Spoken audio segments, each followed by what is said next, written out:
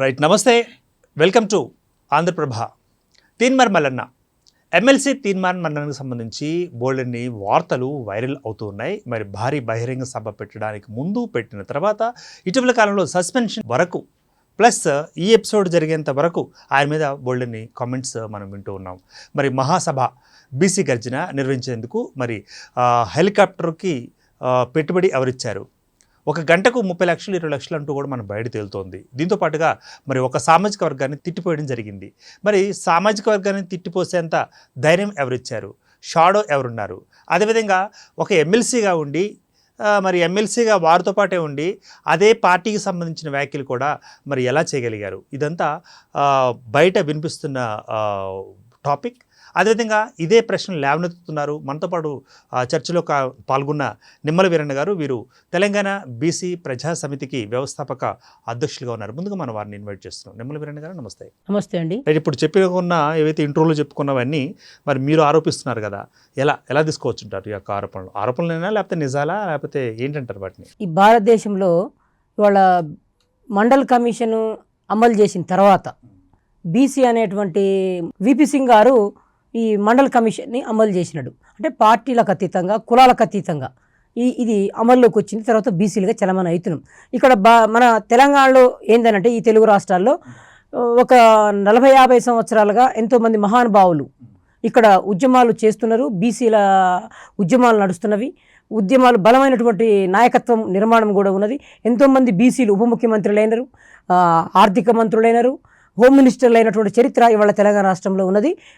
అది క్రమంలో నడుస్తుంది. కానీ ఇవాళ మన సోదరుడు మిత్రుడు చింతపండు నవీన్ వచ్చిన తర్వాత, ఆయన అలియాస్ మల్లన్న వచ్చిన తర్వాత ఒక కాంగ్రెస్ పార్టీలో ఫస్ట్ పోటీ చేసినట్టు నల్లగొండ ఫస్ట్, తర్వాత ఆయన బంద్ చేసుకొని కొన్ని టీవీలలో యాంకర్గా జర్నలిజం పనిచేసినట్టు. సంతోషం, బాగుంది. బీసీల నుంచి బిడ్డలు బయటికి రావాలి, నాయకత్వం కావాలి. కానీ బీసీ సమస్యల పరిష్కారం మీద మాట్లాడకుండా ఆయన కప్పదోట వేస్తూ ఇవాళ సంక్షేమ పథకాలను కాంగ్రెస్ పార్టీ ఏదైతే ఇచ్చిందో ఆ 6 గ్యారంటీలతో పాటు 420 హామీలను కాంగ్రెస్ పార్టీ ఇచ్చిన తర్వాతనే ఇవాళ వాళ్ళు పాలనలోకి వచ్చినారు. ఆ ప్రభుత్వం ఇప్పుడు కొనసాగుతుంది. కానీ వాళ్ళకైతే హామీలు ఇచ్చినోళ్ళు ఇవాళ మంత్రులుగా, ముఖ్యమంత్రులుగా, ఎమ్మెల్సీలుగా, ఎమ్మెల్యేలుగా చలమని అవుతుర్రు. కానీ ఓట్లు వేసినటువంటి ప్రజలు, ఎస్సీ ఎస్టీ బీసీ ప్రజలు, ఇవాళ బీసీల గురించి మాట్లాడుతున్నాం కాబట్టి బీసీ ప్రజలు 100కి ఇవాళ 56% ఉంటుంది అనేది ఇవాళ నిజం చర్చ. మననే వాళ్ళు 46% అని కాంగ్రెస్ పార్టీ కులగణంలో ప్రకటించినది.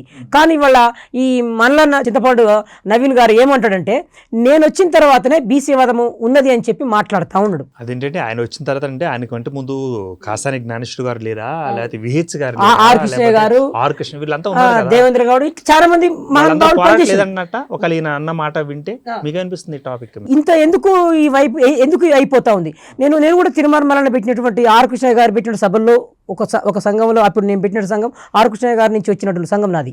అక్కడ ఉంటూ బీసీ వాదం పెరగాలన్నప్పుడు, బీసీ సమస్యలు పరిష్కారం కావాలన్నప్పుడు, బీసీ రాజ్యాంగ హక్కులు రావాలని అన్నప్పుడు, మా వాట మాకు కావాలన్నప్పుడు ఎవరినైనా మనము మీట్ సమావేశాలకు పోయేటువంటి చరిత్ర ఇప్పుడు మాకున్నది. ఆర్ కృష్ణ గారు నేర్పినాడు. అట్లనే తిరుమల పెట్టిన 2-3 మీటింగ్లకు పోయినా యువకుడు ముందుకు రావాలని కోరినాము. కానీ ఆయన ఇప్పుడున్న మాట రేపు మారిపోతుంది. ఇప్పుడు ఒక ఆలోచన, రేపు ఇంకొక ఆలోచనలోకి మార్చుకుంటాడు. ఎందుకలా మారిపోతున్నారు మరి ఏమో నాకైతే అర్థం. నేను కొంతమంది పుస్తకాలు చదివినా అని చెప్తారు. కొన్ని వేల పుస్తకాలు చదివిన చరిత్ర విద్యావంతుల ద్వారా మాట్లాడే మాటలకు తిరుగుంటాయి.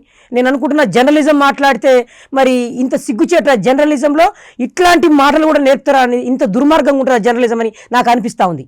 నేను మాట్లాడుతున్నా, మీరు 94 నుంచి నేను ఈ సమాజంలో తిరుగుతున్నా, 94 నుంచి తిరుగుతున్నా. నేను ఉద్యమాల నుంచి వచ్చిన, 92 నుంచి ఉద్యమాల నుంచి వచ్చినటువంటి నేను ప్రజా జీవితాన్ని చదివిన, ఎన్నో రాష్ట్రం మొత్తం తిరిగిన. ఇటు లంబసింగిని, చింతూరు, దారకొండ నుంచి, అడవి నుంచి మొదలు పెడితే అటు శ్రీకాకుళం అడవుల్లో మొత్తం తిరిగిన నేను. అటు పలమనేరు, ఇటు బెంగళూరు, ఇటు పోతే నిజామాబాద్, ఆదిలాబాద్, బాన్సువాడ, డిచ్చిపల, ఆర్మూరు, మొత్తం ఈ రాష్ట్రంలో తిరిగినటువంటి నియోజకవర్గాలు లేవు. నన్ను అందరూ గుర్తుపడతారు. అన్ని నియోజకవర్గాల్లో నేను సామాజిక ఉద్యమాల్లో పనిచేసిన చరిత్ర ఉంది. నేను ప్రజా జీవితాన్ని చదివి నేను మాట్లాడుతూ ఉన్నా. ఎక్కడైనా నేను ప్రజల ఆ మనోభావాలను దెబ్బతీసే విధంగా, కించపరిచే విధంగా ఎక్కడ ఉండదు చర్చ. కానీ మిర్యాలగూడలో సభ పెట్టిన తర్వాత నేను పోలేదు. నాకు అర్థమైంది అప్పటికే. ఇతను పోయి వ్యక్తిగతంగా కేవలం ఒక 2-3 వ్యక్తులను, తన తాబేదారులను తయారు చేసుకొని వ్యక్తులను పెట్టుకొని ఆయన ఆ వేదిక మీద ఏం మాట్లాడతాడు, మిర్యాలగూడ వేదికగా బీసీల సభగా నా కొడుకుల్లారా అని చెప్పి ఆ రెడ్లను సంబోధిస్తూ మాట్లాడుతున్నటువంటి చర్చ. ఇవాళ రెడ్లు ఓట్లు వేసుకొని సీఎం అయినారు, మాకు కావాల్సింది ఆ సీఎం వాళ్ళ సీట్ వచ్చింది, ఎమ్మెల్యేలు మంత్రులు అయినారు, వాళ్ళు కాంట్రాక్టర్లు కూడా చేసుకుంటారు అనేది నిజము. కాంట్రాక్టర్ల పదవులలో ఆ రిజర్వేషన్లు మాకు ఇస్తానని చెప్పింది కాంగ్రెస్ పార్టీ, మాకు కొంత వాటా ఇస్తానని చెప్పింది. మాకు అది కదా మాకు కావాల్సింది, మా బీసీలకు కావాల్సింది మాకు కాంట్రాక్ట్ పదవులలో కాంట్రాక్ట్ సంబంధించిన రిజర్వేషన్లు మాకు వాటా కావాలి. ఎన్ని వేల కోట్లు అయితే దాంట్లో మాకు 46% అని వాళ్ళే చెప్పారు. ఇప్పుడు బీసీ కులగణంలో చెప్పినటువంటి చరిత్ర నిన్ను చెప్పింది. ఆ 46% రిజర్వేషన్లలో మాకు రావాలి కదా. ఈ సంపదలో కాంట్రాక్టులు, ఈ ప్రాజెక్టులు కట్టే దాంట్లో, రోడ్లు వేసే దాంట్లో, ఈ ప్రభుత్వ వనరులు అన్నిట్లలో మాకు రావాలి. అది దాని గురించి మాట్లాడతలేడు తీర్మానం వల్లన్నా. అంటే మాకు సంపద రావాల్సినటువంటి విషయాల్లో మాట్లాడాడు. మా బిడ్డలు ఎట్లున్నారు, యాదవుల బిడ్డలు గొర్రెలు కాసుకొని బ్రతుకున్నట్టు జీవన విధానం ఉన్నాం. ఆ 2 ఎకరాల ఆ ఎకరాలల్లా ఆ గుట్టలల్లా పెట్టుకొని చిన్న చిన్న జంతువులను మేపుకొని పాడి పశువులను మేపుకొని పత్తున్నటువంటి జనాభా ఇప్పటికీ ఉన్నది. వీళ్ళందరికీ సీఎం ఇచ్చే అవకాశం వస్తుందా? వీళ్ళు ఏమంటారు, ఒక్కరికే వస్తుంది సీఎం. మరి ఆల్రెడీ దక్షిణాది రాష్ట్రాల్లో సీఎం అయినారు, బీసీలు అయినారు. అటు ఉత్తర భారతదేశంలో ఎంతోమంది ఓబీసీలు బీసీలు అయినారు. ఏది ప్రజల్లో మార్పు రాలేదే. కాబట్టి మేమేమంటున్నాం, ఇప్పుడు నిమ్మల వీరన్న గారి యొక్క దృష్టిలో తీన్మార్ మల్లన్న ఒక బీసీ నాయకుడా లేకపోతే బీసీ ముఖ్యమంత్రి అభ్యర్థి ఎలా తీసుకోవచ్చు అంటారు? ఇప్పుడు బీసీ ముఖ్యమంత్రి అభ్యర్థి టీడీపీ పార్టీ పెట్టింది ఇక్కడ ఒక వ్యక్తిని. మొన్ననే పోయిన ఎలక్షన్లో బీజేపీ పార్టీ కూడా అనౌన్స్ చేసింది బీసీ ముఖ్యమంత్రి అని చెప్పినారు. ఈ చర్చ అసలు నడవాల్సింది అది కదా. ఆ పక్కన పోయినసారి నడవాలి, బీసీ ముఖ్యమంత్రి చర్చ నడవాలి, దాన్ని ఏం ఊసులేదు. ఆ చర్చ లేకుండా సంక్షేమ పథకాలను కేసీఆర్ గారు ఏవైతే సంక్షేమ పథకాలు 10 లక్షలు దళిత బంధు అన్నాడు, దాన్ని మార్చి కాంగ్రెస్ ప్రభుత్వం ఏం చెప్పింది, అంబేద్కర్ అభయహస్తం పేరుతో చెప్పింది. చెప్పి ఎంత ఇస్తున్నది, కేసీఆర్ 10 లక్షలు ఇస్తే వీళ్ళు 12 లక్షలు ఇస్తున్నామని అనౌన్స్ చేసిర్రు 420 హామీలలో.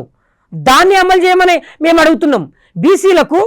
బీసీలకు పూలే ఫస్ట్ అధికారం రాగానే మరి మీ తీన్మార్ మల్లన్న దాని అమలు గురించి అడిగారా? మరి ఇవాళ మాట్లాడిండు. నేను ఈ 2 రోజుల క్రితం ఒక చర్చ చెప్పిన, 2500తో మల్లన్న నువ్వు మాట్లాడలేకపోతా ఉన్నావు, సంక్షేమ పథకాల మీద ఊసు లేదు, వికలాంగులను మోసం చేసింది 6,000 ఇస్తానని వాటి గురించి మాట్లాడతలేవు, ప్రభుత్వాన్ని విమర్శిస్తలేవు, ఓన్లీ ఈడబ్ల్యూఎస్ రిజర్వేషన్లు అంటున్నావు. ఈడబ్ల్యూఎస్ రిజర్వేషన్లు ఎవరివి? 2006లో బాలకృష్ణ రేణుకే కమిషన్ సంచార జాతులకు వేసినారు. ఆ రిజర్వేషన్లు అవే రోహిణి కమిషన్ వేసింది. రోహిణి ఓబీసీ వర్గీకరణ మోడీ 2017లో వేసినాడు. ఆ తర్వాత ఆ రిజర్వేషన్లు తీసుకుపోయి ఈడబ్ల్యూఎస్ పేర్లతో వాళ్ళు రిజర్వేషన్లు ఇచ్చుకున్నారు. ఆ రిజర్వేషన్లకు సంబంధించి అవి సంచార జాతులు అని మాట్లాడలేకపోతుండే ఇతను. అసలు రిజర్వేషన్లు ఎవరివి అంటే అవి ఈడబ్ల్యూఎస్ రిజర్వేషన్లు. గుడిలో నైవేద్యం తినేటోళ్లకు రిజర్వేషన్లు ఇచ్చినటువంటి చరిత్ర ఇవాళ మోడీ బీసీ అని చెప్తున్నటువంటి మోడీకి ఉన్నది. కానీ ఆ గుడి మెట్ల కాడ సంచార జాతులు ఇంకా బెగ్గర వృత్తిలో ఉన్నారు, చెప్పుల కాడ ఉన్నారు, వాళ్ళకి ఇవ్వాల్సిన రిజర్వేషన్లు. అయితే ఆ రిజర్వేషన్ల గురించి మాట్లాడతలేడు తీర్మానం వలన. మేము బీసీలకు నాయకుడు ఎట్లయితాడు ఆయన? మిమ్మల్ని అడ్డుకోవట్లేదండి. ఇప్పుడు ప్రసాదం తినే వాళ్ళలో కూడా పేదరికం అనుభవించే వాళ్ళు లేరంటారా? ముందు బెగ్గర వృత్తిగా అవసరం కదా, భిక్షాటన వృత్తి ప్రధానం. మేము బీసీలలో ఉన్నాం, వాళ్ళు ఓసీలు. ఫస్ట్ బీసీలో ఉన్నోనికి రిజర్వేషన్ ఇచ్చి అక్కడ కింద ఉన్నోనికి ఇచ్చి కింది సామాజిక వర్గానికి ఇచ్చి రాజ్యాంగ హక్కులు కల్పించి వాని పేరు దాంట్లో ఉంచి ఇప్పుడు మాకు ఎన్నో కమిషన్లు ఉన్నవి. వీళ్ళ గురించి మాట్లాడుతున్నాడు తీర్మానంలో. 56 కులాలు ఉంటాయి ఈ డిఎన్టీ కులాలల్లో. మేము బీసీలలో ఉన్నాం ఇక్కడ. మరి మా గురించి నువ్వు మాట్లాడి మేము బీసీలకు అధికారం తెస్తానని నువ్వు ఒక్క మాట అయినా మాట్లాడినవా? సంచార జాతులు పదం లేదు నీ నోటిలో. నువ్వు ఎట్లా బీసీలకు నాయకుని అయితే నన్ను అడుగుతా ఉన్నా. నీకు నువ్వే ప్రకటించుకొని ఇది ప్రజలు మభ్యపెట్టడం కదా. ఒక పక్కన డైవర్ట్ వాళ్ళని రెడ్లను ఓర్నా నా కొడుకులారా అని అక్కడ అంటివి. మరి మాకు ఇంతకాలం ఏమొచ్చింది? ఇప్పటికి 6 నెలలు ఈ చర్చ నడిచినది. ఈ 6 నెలల్లో ఏమొచ్చింది మాకు? 6 నెలల్లో ఇప్పటికి ఒక పథకం ఇప్పించిన చర్చ లేదు. నువ్వు ఇవాళ నీ టీవీ ఛానల్లో నువ్వు ఇప్పుడే నేను ముఖ్యమంత్రి కాడికి పోతా అని చెప్పి సిటికేసి వేస్తావు, రారి ఎవరు వేస్తారో ప్రతినిధిగా అని చెప్పి పోయి సీఎంను సాటుగా కలిసి వస్తావు. నీకు ఆయనకు రహస్య ఒప్పందాలు ఏమున్నాయో అంటే రేవంత్ ఏం చెప్పిండో అదే అమలు జరుగుతూ ఉంది.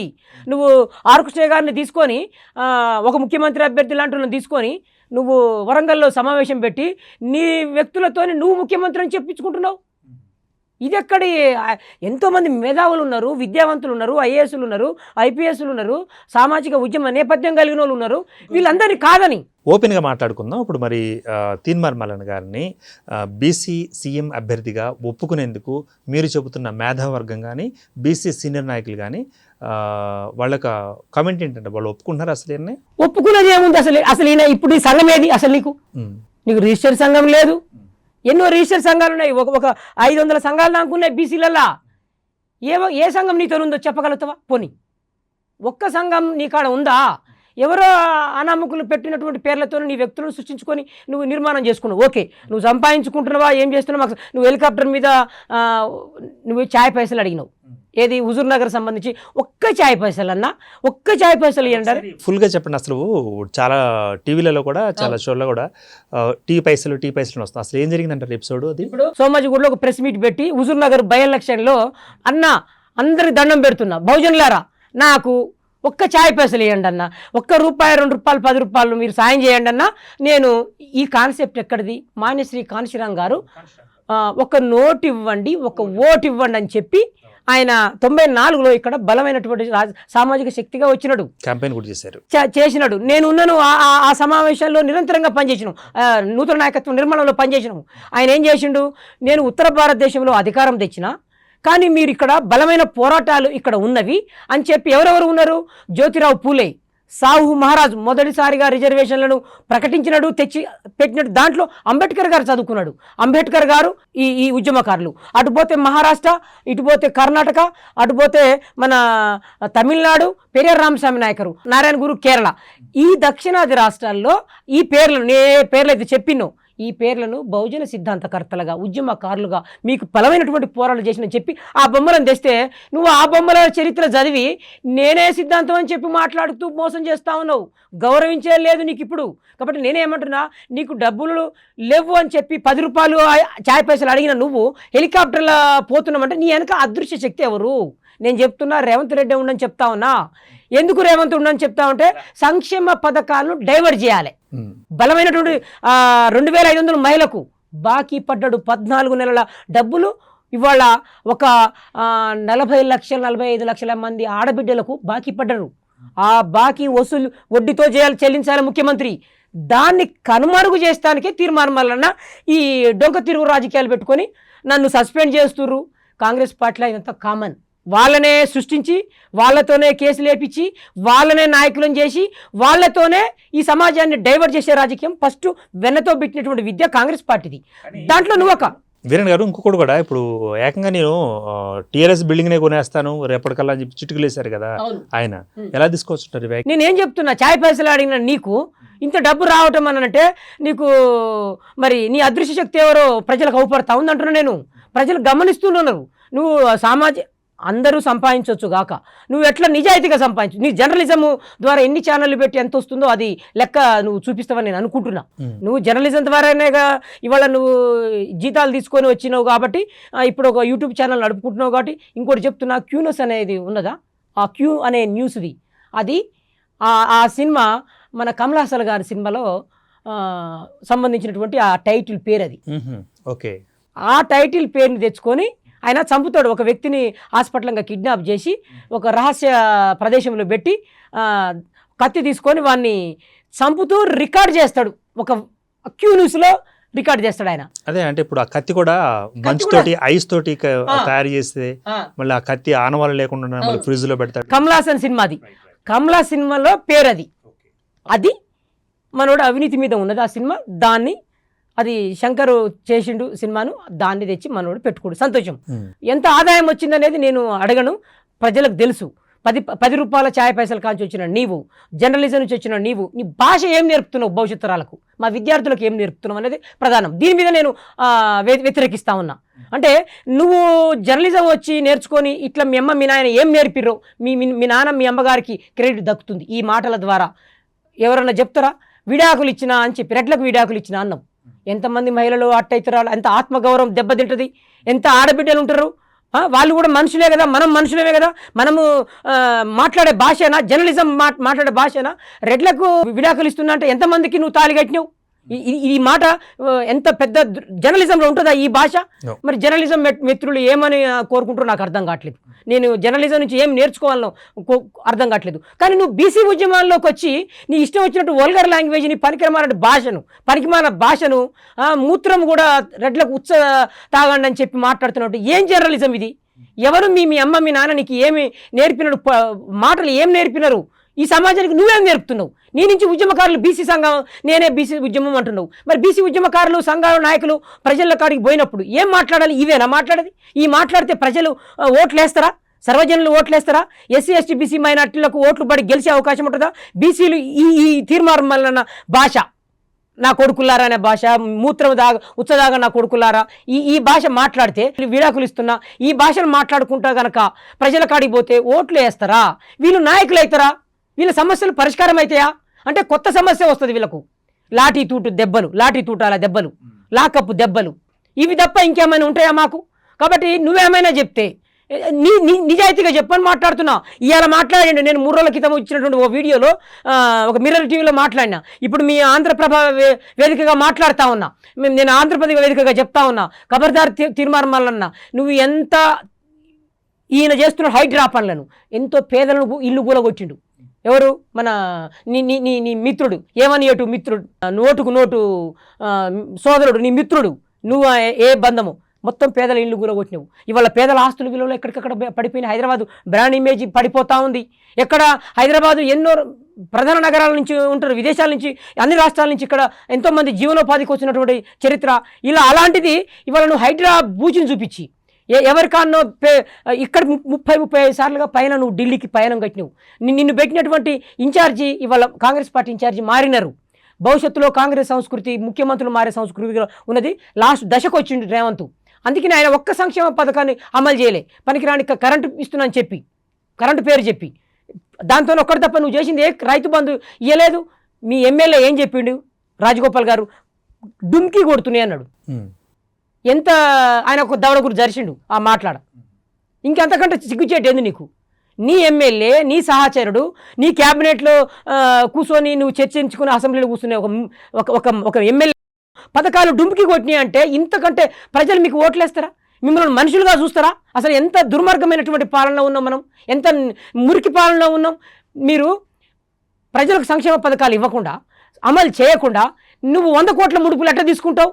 ఆ తర్వాతనే కానీ రాహుల్ గాంధీ ఇంకొక దవడకూరికి సరిస్తే వచ్చి ఏమంటే ఆయన డబ్బులు మనకి ఇచ్చినావు. చాలాదా నీకు? దవడకూరు సరిచిండు కదా. రాహుల్ గాంధీ చెప్తేనే కదా వచ్చి నా 100 కోట్లు నాకు వద్దని చెప్పి పంపినావు ఆదాయానికి. అంటే అంబుజా సిమెంటు, నల్లగొండ ఇప్పటికే ఫ్లోరైడ్తో బాధపడుతున్నటువంటి నల్లగొండ జిల్లా గుండెల మీద, గొంతుకుల మీద ఇవాళ నువ్వు మరి ఫ్లోరైడ్ లాంటి సిమెంట్ ఫ్యాక్టరీ, అంబుజా సిమెంట్ ఫ్యాక్టరీని తెచ్చి నువ్వు మా నల్లగొండ గుండెల మీద కూసబెడుతున్నావు, బలంగా తెచ్చి పెడుతున్నావు. పర్యావరణంతో గంట ఇప్పటికే ఆగమవుతున్నావు. నల్లగొండ జిల్లాలో నీళ్ళు లేక ఇబ్బంది, వికలాంగులు, కుంటోళ్ళు, గుడ్డోళ్ళు పడుతూ అవస్థపడుతున్నటువంటి ఈ నల్లగొండ జిల్లాలో ఫ్లోరైడ్తో బాధపడుతుంటే మళ్ళీ ఇప్పుడు కంపెనీ ప్రాజెక్టును తెచ్చి, అంబుజా సిమెంట్ తెచ్చి మా నెత్తి మీద పెట్టడం ఇది అన్యాయమైనటువంటి మాట కాదా? ఇంతకంటే తీర్మానం ఏం మాట్లాడతలేడే? ఇవి కావా? ఇటు పోతే రాడార్ కేంద్రాన్ని తెచ్చిండు వికారాబాద్ అడవులల్లా. హైదరాబాద్ గుండెకాయ మీద తలకాయ, హైదరాబాద్ మొత్తానికి తలకాయ లాంటి వికారాబాదు అడవులలో నువ్వు తెచ్చి పూడూరులో రాడార్ కేంద్రాన్ని తెచ్చి పెట్టడం అంటే ఇది పర్యావరణాన్ని ధ్వంసం, హైదరాబాదు ప్రకృతిని ధ్వంసం చేయటం కదా. ఎంత అన్యాయం పూరితమైనటువంటి ప్రవర్తిస్తూ ఉన్నావు. మూసి పేరుతోని ఇప్పటికీ మూసి పేరు చెప్పినావు. ఇల్లు గులగొడితేనే మూసి క్లీన్ అవుతుందా? నీళ్లు క్లీన్ అవుతాయా? ఇది ఎక్కడి పాలన? దీని గురించి నువ్వు ఏనాడు మాట్లాడలే. తీర్మానం మళ్ళా అంటున్నా. అటు అంబుజా సినిమా గురించి నువ్వు ఒక మాట మాట్లాడలే. అక్కడ పేద రైతులే ఉన్నారు, బీసీలే ఉన్నారు, ఎస్సీలే ఉన్నారు. నీకు ఎస్సీలు విద్యావంతులు ఓట్లు వేయలేదా? పట్టభద్రులు ఎస్సీలు నీకు ఓట్లు వేయలేదా? ఈ సందర్భంగా నేను చెప్తున్నాను, గుర్తు చేసుకో. నీ ఆత్మ మీద గుండె మీద చేసుకొని నిద్రపో. నిమ్మల వీరన్న మాట్లాడే మాటల ద్వారా నువ్వు ఇలా మాట్లాడినావు. నీ ప్రెస్ మీట్లో గుర్తుంచుకో. పొద్దునట్టు చింతపండుకి అర్థం కావాలి.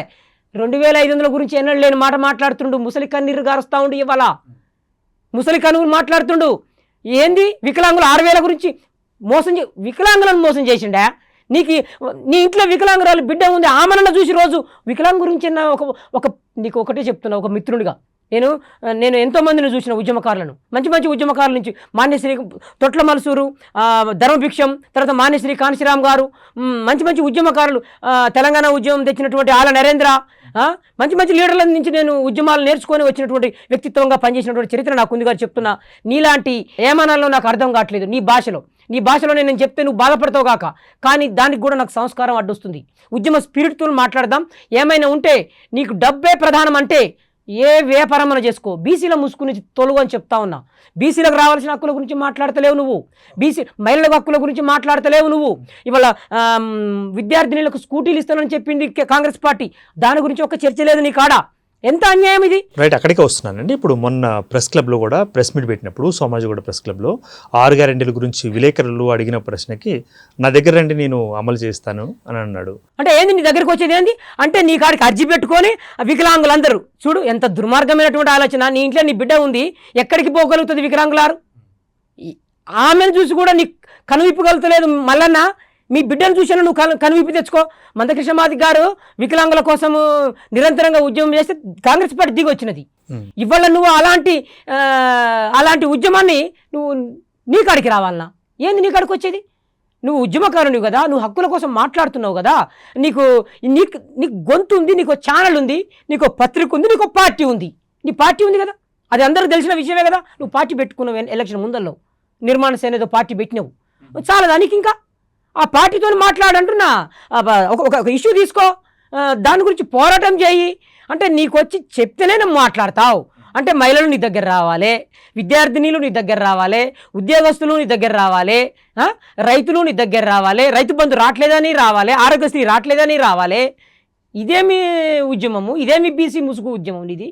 ఎవరైనా చూస్తే సిగ్గుచేటుగా మాట్లాడతారు. నిరంతరంగా కొంతమందిని చూడిపో, ఆర్కుషాయ్ లాంటి వాళ్ళు నిరంతరం 1000 మంది క్యూ కడుతున్నారు ఆయన కాడ. పార్టీలకు అతీతంగా వస్తారు, పార్టీలు అందరూ వస్తారు, అందరినీ గౌరవిస్తాడు. అది ఉద్యమము. నువ్వు నేర్చుకో. ఇప్పుడు తీన్మార్ మల్లన్న గారిని ఆర్ కృష్ణ గారితో మనం కంపేర్ చేయొచ్చు? పోలికే లేదు. నువ్వు ఛాయ్ బాసల కాంచి వచ్చి ఎమ్మెల్సీ అయినవు. ఆయన ఉద్యోగాలు రిజైన్ చేసి వచ్చినాడు. ఆయనకు ఉద్యోగాలు వచ్చినా పోలేదు. నేనుగా చెప్పేది, ఈటల రాజేంద్రని అడుగు. ఆర్ కృష్ణయ్య గారు పెట్టిన సోషల్ వెల్ఫేర్లో చదువుకున్న చరిత్ర. ఇక్కడ ఆర్థిక మంత్రి ఈటల గారు చదువుకుర్రు. ఒకసారి తెలుసుకో. నువ్వు పోయినావు కదా, ఈటల కాడికి పోయినావు కదా, ఈటల కాడికి అంత ముందుకు పోయినావు కదా, ఆ తర్వాత బండి సంజయ్ కాడికి పోయినావు కదా, నువ్వు జైల్లోకి పోయినప్పుడు మీ సతీమని అడగండి, పోయినారు కదా, అరవింద్ కాడికి పోయినారు కదా, ఎంతమందికి తిరగలేరు మీరు, ఎన్ని డోర్లు కొట్టలేదు, బీజేపీలోకి పోయి వచ్చినారు కదా. ఎందుకు ఇంత రాద్ధాంతం చేస్తున్నావు? ఎందుకు ఇంత బీసీలు అంటే గిట్ల ఉంటారని చెప్పటమా? బీసీలు అంటే గిట్ల వల్గర్ లాంగ్వేజ్, పనికిరాని భాష మాట్లాడతారన్నా? బీసీ జర్నలిస్టులు అంటే గిట్ల మాట్లాడతారని ఎక్కడైనా ఉంటుందా? అంటే బీసీ విద్యావంతులకు జర్నలిస్టులకు మాట్లాడే భాష లేదా? అంటే తిట్ల పదంతో బీసీ జర్నలిస్టులు అంటే బీసీ ఉద్యమం అంటున్నావు కదా, నువ్వు మాట్లాడేది నిజమైన బీసీ ఉద్యమం అయితే మరి జర్నలిస్టులు కదా నువ్వు, మరి బీసీ జర్నలిస్టులు మొత్తం గిట్లాంటి భాష మాట్లాడతారా? ఇది పనికిరాని భాష, మరి ఇదాని పనికొచ్చే భాష, సమస్యలు పరిష్కరించే భాష, సమాజాన్ని వాళ్ళని బాధల్లోకి నెట్టివేసే. ఇలా మోసం చేసిన కాంగ్రెస్ పార్టీ రేవంత్ కోసం నువ్వేంది ఇంత కనుమరుగు చేసే రాజకీయాలు చేస్తా ఉన్నావు? నిన్ను సస్పెండ్ చేయటానికి నీ వ్యక్తిత్వం, బీసీలకు ముసుకెందుకు కడుతున్నావు? నువ్వు మాట్లాడిన దానికి, నీ భాషకు, కాంగ్రెస్ పార్టీ సంస్కృతికి ఇద్దరి మధ్యన నడిచినటువంటి ఒక చర్చ ఏదో ఉంది. దాన్ని బీసీల కంటగట్టే బీసీలు పార్టీ పెడతారని చెప్తావు. ఆల్రెడీ పార్టీ పెట్టినావు, ఇంకా పార్టీ ఏం కావాలి? ఎన్ని పార్టీలు కావాలి? మొదలష్టమై నువ్వు చేసేది ఏముంటుంది? ఇంకో విషయం, ఇప్పుడు మరి నేనే బీసీసీఎం అంటూ ఆయన చెప్పుకుంటున్న పరిస్థితి మనం విన్నాం, చూస్తున్నాం, బైట్స్లో కూడా చూస్తున్నాం. మరి మీరు ఒప్పుకుంటారో లేదా దూసరా బాత్. కానీ ఒక వ్యాఖ్య చేసినప్పుడు మరి మీ బీసీ నాయకులు, బీసీ సీనియర్ నాయకులు, మీ బీసీ మంత్రులు కానీ వీళ్ళు కానీ ఖండించడమా లేకపోతే స్వాగతించడమా ఏమి కాకుండా కాముగా ఎందుకున్నారు? మౌనం అర్ధాంగీకారం అనుకోవచ్చు అంటారా? ఆ మౌనం మీది కూడా. ఆయనకు పార్టీనే లేదు. ఆయనకు ఇప్పుడు ఒక రాజకీయ పార్లమెంటరీ వ్యవస్థలో ఉన్నాం మనం. అంటే ఎవరో స్పందించట్లేదు కదా. స్పందన కాదు, దానికి విలువ లేదని ఎందుకు అనుకోవద్దు? మనం పనికిరాని భాష అని ఎందుకు అనుకోవద్దు? నువ్వు మాట్లాడిన కులారా, నా కొడుకులారా అన్నదా అదే సేమ్ అదే భాష. ఇది కూడా నా కొడుకులారా అన్నవా, మూత్రం నా ఉచ్చదావుతురు అన్నవా, గదే ఇది కూడా అనుకుంటారు జనం. నిన్ను మేధావులు కూడా అందుకనే వదిలిపెట్టిరు నిన్ను అంటారు. నేను దాంతో పోల్చిర్రు. నువ్వు అదే అన్నావు కదా, ఆ మాట తీసుకురు నిన్ను. ఇంకోటి, భారత రాజ్యాంగంలో ముఖ్యమంత్రి కావాలనంటే ఒక పొలిటికల్ పార్టీ కావాలి. లేదా నువ్వు మనీ మీడియా హెలికాప్టర్లు వచ్చినట్టు మనీ మీడియా మాఫియాని పెట్టుకోనైనా ఎమ్మెల్యేలను కొనాలి. మరి ఇంకేమో మీ ఈయన సోదరుడు ఒక మిత్రుడు ఈ మధ్యన ఐ డ్రీమ్లో చెప్తా ఉంటాడు, ఒక వక్త ఈయన గురించి ముఖ్యమంత్రి అవుతాడు అని చెప్తుండు. కాంగ్రెస్ పార్టీని ఈయన ఒక పెద్ద మూమెంట్లో తెచ్చి దాని నుంచి ఆ పార్టీకి ఈయన ముఖ్యమంత్రి అవుతాడని చెప్తా ఉంటాడు. అలాంటి ఈయనను ఏం చేస్తున్నారు, కొంతమంది జోక్తుర్రు, ఇతన్ని ఉన్న గాలి కొడుతుర్రు. ఆ గాలి ఏమవుతుంది, లాస్ట్కు ఆకాశంలో ఉన్న వేడి వాతావరణం ఎండాకాలం దగ్గరికి వచ్చింది. ఆ వేడికి ఏమైంది, ఆ బుగ్గ అర్థమవుతుంది, భవిష్యత్తులో అర్థమవుతుంది. ఎంత సస్పెన్షన్ చేసినా ఇది కాంగ్రెస్ పార్టీకి చింతపండు నవీన్కు జరుగుతున్నటువంటి ఆయన భాషకు కాంగ్రెస్ పార్టీ సంస్కృతికి మధ్యలో నడుస్తున్నటువంటి వ్యత్యాసమే అంటున్నాను నేను. ఇది రైట్. ఇంకో ప్రశ్న అండి, ఇప్పుడు తీన్మార్ మల్లన్న గారిని సస్పెన్షన్ చేయడం అన్నది కాంగ్రెస్ పార్టీకి నష్టమా లాభమా? ఎలా? నష్టం లేదు, లాభం లేదు. ఆయన వల్ల వాళ్ళకు లాభం ఎట్లా అంటే సంక్షేమ పథకాలను డబ్బులు ఇవ్వకుండా ఎగదొబ్బటమే. ఈయన వల్ల ఒకటైతే కలుగుద్ది కాంగ్రెస్ పార్టీకి, పేదలకు సంబంధించినటువంటి సంక్షేమ పథకాలు మర్చిపోయేటట్టు చేసే పనిలో పడ్డాడు. కాంగ్రెస్ ఇచ్చిన వాగ్దానాలు ఏ అయితే ఉన్నాయో 2500 మేజర్కి చెప్తున్నాను, ఇది పెద్ద వర్క్, ఇది చేయాల్సిన అవసరము. మహిళలను మోసపోయినారు, ఆడబిడ్డలు మోసపోయినారు, బీసీ మహాలక్ష్మిలు మోసపోయినారు, బీసీ మహాలక్ష్మిలతో పాటు సర్వజనుల మహిళలు కూడా మోసపోయినారు. ఇంకా 14 నెలలే కదండి, 5 సంవత్సరాలు పూర్తి కాలేదు కదా. కాదు 14 నెలలు ఈయన ముఖ్యమంత్రి అయినాడు. రేవంత్ అధికారం రాగానే చేయాల్సిన పని. కాంగ్రెస్ పార్టీ అంటే ఒక విలువలు ఉంటాయి అనుకున్నాం, రాజశేఖర రెడ్డి ఉన్నంత మటుకు. ఆయన మాట ఇచ్చిండు, సంతకం పెట్టిండు. ఎవడైతే మాట అంటాడో దాని మీద సంతకం పెట్టి దాన్ని అమలు చేసి అందించాలి. నీకు సీటు వచ్చింది కదా, నీకు ముఖ్యమంత్రి సీటు వచ్చినప్పుడు ప్రజలకు ఓట్లు వేస్తేనే నువ్వు అయినది. ప్రజలు ఎందుకు ఓటు వేసిర్రు? నువ్వు సంక్షేమ పథకాలను అమలు చేస్తావని. మహిళలు ఎక్కువ ఓట్లు వేసినారు, 2500 నెలకి ఇస్తాడేమో, వీని ముండమయ్యా వీడు ఇయర్ని ఇస్తాడు అనుకుర్రు. మద్యము ఎంత దుర్మార్గం అంటే ఒకే రోజు 900 కోట్ల మద్యం తాగిరు తెలంగాణ ప్రజలు. ఎవరి వల్ల? కొత్త సంవత్సరం వల్ల. నీకు ఇంత ఆదాయం వస్తున్నప్పుడు నువ్వు హైదరాబాద్ ఇల్లు కూలగొడుతున్నావు, మూసిపెట్టి మురికాలతో మొత్తం ఇల్లు కూలగొట్టినావు. ఒక పక్కన పెద్ద పెద్దలు మీ అన్నకేమో నోటీస్ వస్తుంది, మా పేదల ఇళ్ళకేమో బుల్డోజర్ వస్తుంది, ఉత్తరప్రదేశ్ బుల్డోజర్, బడేబాయి బుల్డోజర్ వస్తుంది.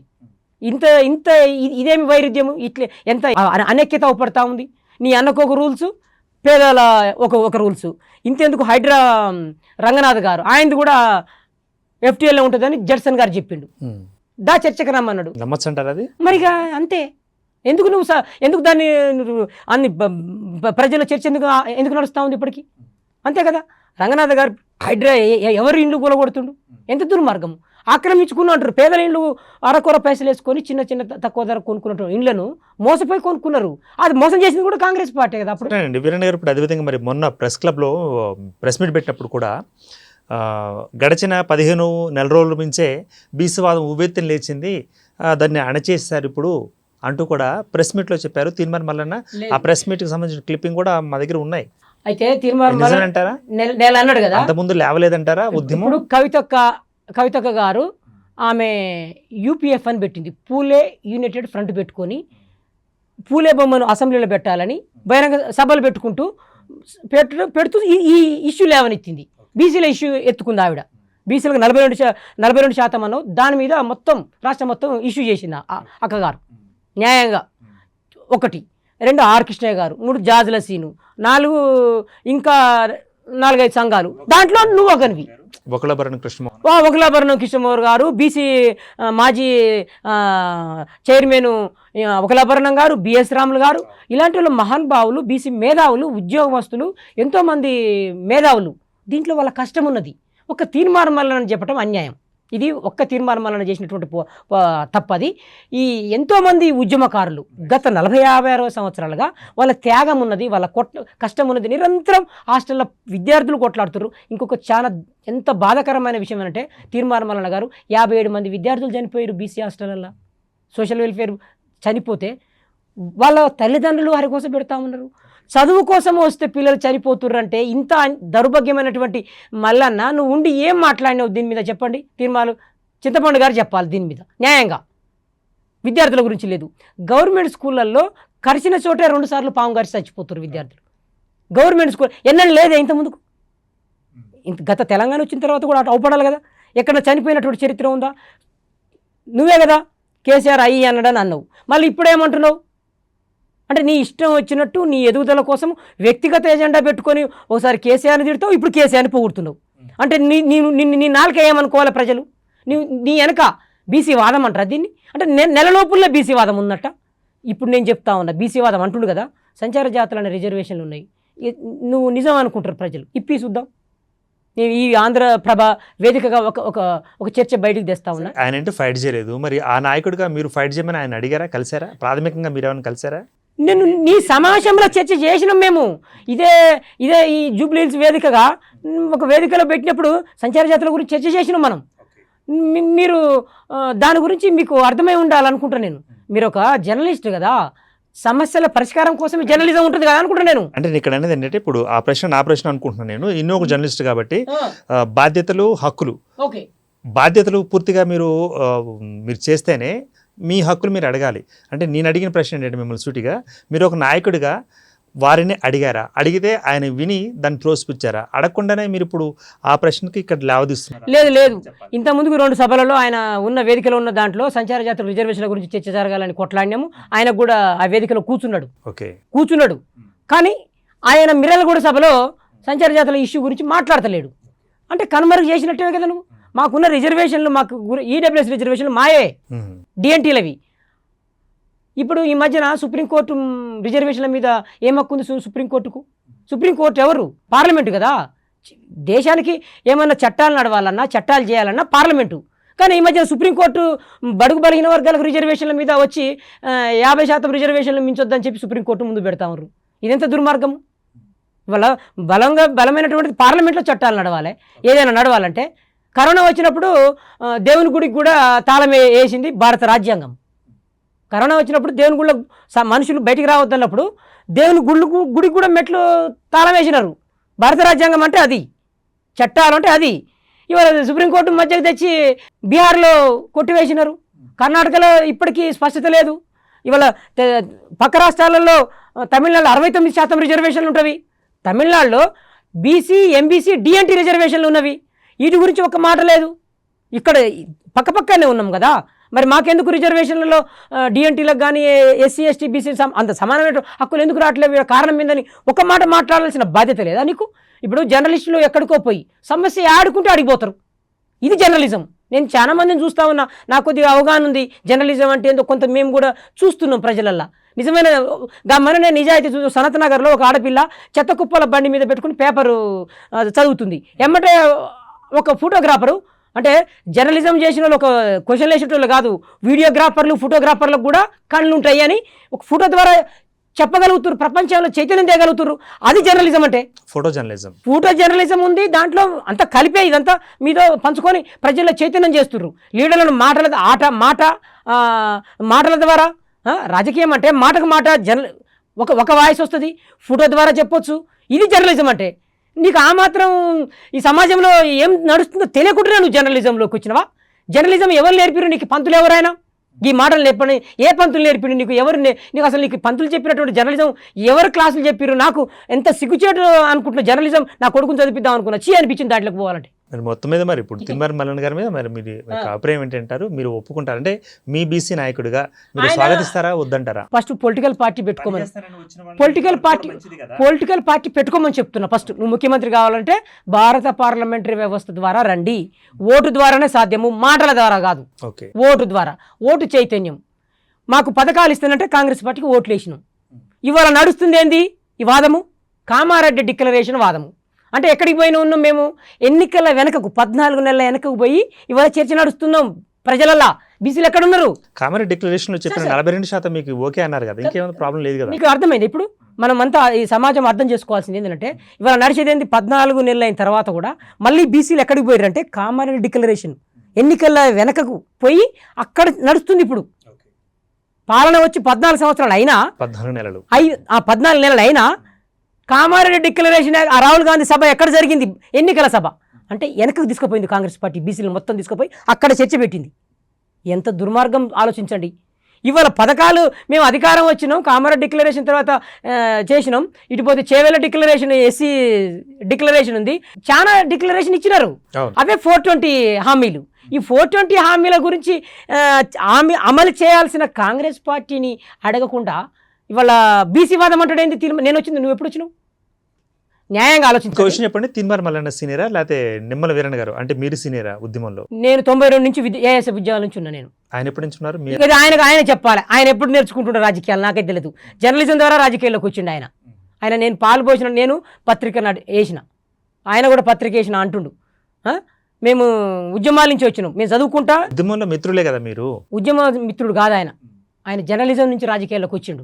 సంతోషం, జర్నలిస్టులు రావాలి రాజకీయాలకు, కానీ రాజకీయాలను భ్రష్టు పట్టించొద్దు, ప్రజలను డైవర్ట్ చేయొద్దు, ప్రజలకు రావాల్సిన హక్కుల గురించి మాట్లాడకుండా ముఖ్యమంత్రిని ఎన్నుకోసుకొచ్చే రాజకీయాలు చేయొద్దు. ఇది చెప్తున్నాం. వ్యక్తిత్వాన్ని పెంచుకుంటానికి రాజకీయాలు చేయొద్దు, ప్రజలను మోసం చేస్తూ వ్యక్తిత్వాన్ని పెంచుకోవద్దు, రాజకీయ క్యారెక్టర్ని పెంచుకుంటున్నావు. నువ్వు ఫస్ట్ రాజకీయాల్లోకి వచ్చింది ఎప్పుడు? బహుజనుల పేరుతో వచ్చినావు. ఒకసారి వెనక్కి పోదాం. బహుజనుల పేరుతో వచ్చి ఛాయ్ పైసలు అడిగినావు. ఆ తర్వాత ఆ బహుజనవాదాన్ని వదిలేసి తర్వాత కాంగ్రెస్ పార్టీలోకి పోయినావు. కాంగ్రెస్ పార్టీలోకి పోయి ఏం చేసినావు? పట్టభద్రులను ఓట్లు అడిగినావు. పట్టభద్రులలో కులం లేదు కదా, వర్గం లేదు కదా, మతాలు లేవు కదా. మతాలకు అతీతంగా, వర్గాలకు అతీతంగా మీకు విద్యావంతులు పట్టభద్రులు ఓట్లేస్తే పట్టభద్రుల ఓట్లతో గెలిచి వచ్చినావు, సర్వజనులతో గెలిచి వచ్చినావు. ఎస్సీ ఎస్టీ బీసీ మైనార్టీ బడుగులు ఎక్కువ ఓట్లు వేసినారు నీకు. ఎస్సీ ఎస్టీ బీసీ బడుగు బలహీన వర్గాలకు, సామాజిక నేపథ్యం ఉద్యమకారులు మొత్తం నీకు ఓట్లేస్తే ఏమందుకున్నావు మళ్ళీ? అంటే కాంగ్రెస్ పార్టీ రాజకీయాలను కనుమరుగు చేయడానికి బీసీ వాదం అంటావు నువ్వు. మళ్ళీ ఇవాళ నీ సస్పెన్షన్ను అడ్డు పెడతావు. సంక్షేమ పథకాలకు నీ సస్పెన్స్కి ఏం అడ్డు అంటున్నా? పోరాటం చేస్తానికి పదవికి నీకు ఉంటే ఎంత పోతే ఎంత? నువ్వు ఎక్కడి నుంచి వచ్చింది జీరోనే కదా, మళ్ళీ అక్కడికి వచ్చి పోరాటం చేయరాదు? నువ్వు అనుకున్న లక్ష్యానికి వస్తావు కదా. నీకు పార్టీ లేదు, నువ్వు ఏదైనా కావచ్చు. భారత రాజ్యాంగ పార్లమెంటరీ వ్యవస్థ ద్వారా, ఓటు చైతన్యం ద్వారా ఒక వ్యక్తి సామాన్యుడు ఎక్కడికైనా పోవచ్చు. అది వన్ మ్యాన్ వన్ ఓట్ అనేది ఇక్కడ రాజకీయాన్ని చూపించినాడు కాంశీరామ్ గారు. కంక్లూజన్లో ఏం చెప్తారు? కాబట్టి ప్రజలను మోసం చేయొద్దు. రేవంత్ను నువ్వు కాపాడలేవు. A1 A2 ముఖ్యమంత్రులు నువ్వు కాపాడుతానికి ఎంత ప్రయత్నం చేసినాను, నిన్ను ప్రజలు విస్మరించడు. కాబట్టి మార్చుకొని నీ ఎజెండాను సంక్షేమ పథకాల వైపు రమ్మని విజ్ఞప్తి చేస్తున్నా. ఇది ఇంతకంటే నీకు వేరే లాంగ్వేజ్లో చెప్పను. రైట్ అండి, థ్యాంక్స్ ఫర్ ది పార్టిసిపేషన్ అండి, థ్యాంక్ యూ వెరీ మచ్ అండి. రైట్, మరి మొత్తంగా చూసినట్టయితే బీసీ నాయకులు మరి నిమ్మల వీరన్న గారు తమ యొక్క అభిప్రాయాన్ని వ్యక్తీకరించడం జరిగింది. మరి ఉద్యమంలో మేము సైతం కలుస్తామంటూ వచ్చిన వ్యక్తులలో కొన్ని వైరుధ్యాలు ఉన్నాయంటూ, మరి గతంలో ఎందుకు నోరు పెగలలేదు, ఇప్పుడు మాత్రమే నోరు ఎందుకు పెగులుతోంది మీకు, ప్లస్ కొన్ని మరి ఇప్పుడు మీ వెనక ఎవరైనా షాడోయింగ్ చేస్తున్నారా, మీ వెనక ఎవరైనా సపోర్ట్ ఉందా, కేవలం మీరు బీసీ ఉద్యమాన్ని నెత్తిన వేసుకొని భుజాన్ని వేసుకొని రావాల్సిన అవసరం ఏంటి, అందులో వేరే ఆలోచన లేదా అంటూ కూడా తన యొక్క అనుమానాన్ని వ్యక్తం చేశారు. మరో ఎపిసోడ్ కోసం కీప్ వాచింగ్ ఆంధ్రప్రభ.